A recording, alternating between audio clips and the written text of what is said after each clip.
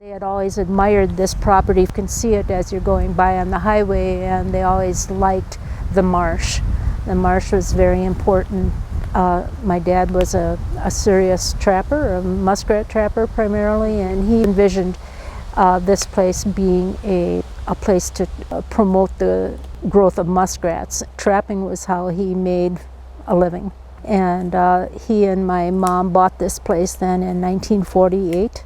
And there's about 85 to 90 acres of high ground property here. Over the years, my dad accumulated the underground property. This is all water that is flooded from the dam in Rhinelander. And when they built the dam, they flooded this entire marsh here. After the lumber companies were done taking every tree in sight, they just left, never paid the taxes. My dad picked it all up on what were then called tax deeds, so all he had to do was pay the back taxes.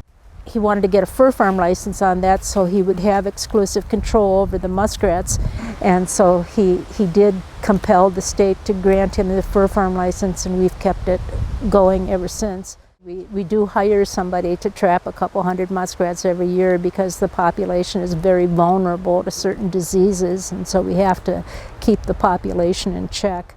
So we have a couple hundred acres of wild rice out here that we've been harvesting continuously since the 40s.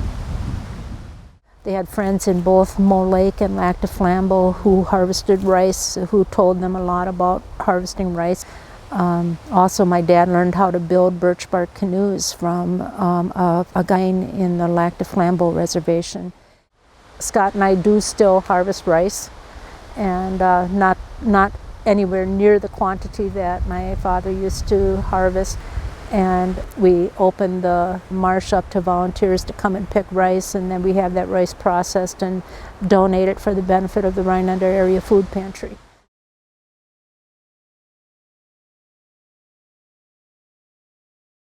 She loved it here. She really loved it here. And in fact, she died when she was 91 years old.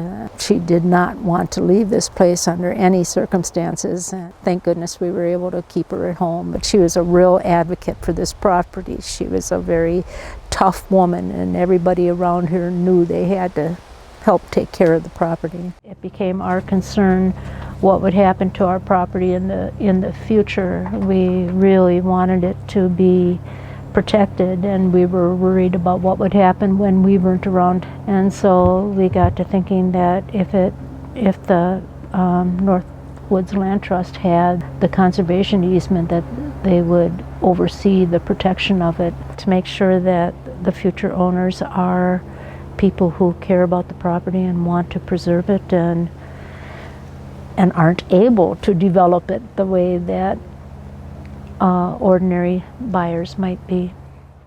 There's a lot of competing uses for the marsh. It's really, really important to me and to my husband that it stay as pristine as possible.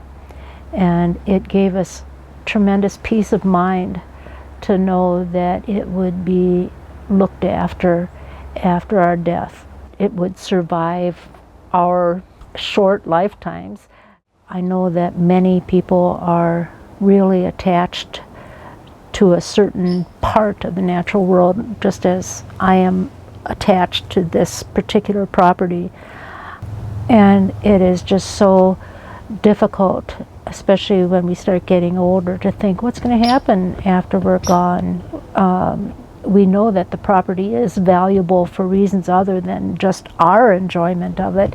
It's valuable for itself and valuable in and of itself, and we want it to be honored and respected forever.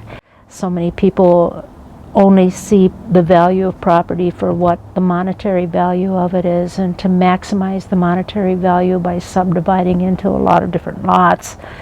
And we know that it would be impossible to do that without destroying the fundamental nature and beauty of this property, and so that's what we want to make sure is never done.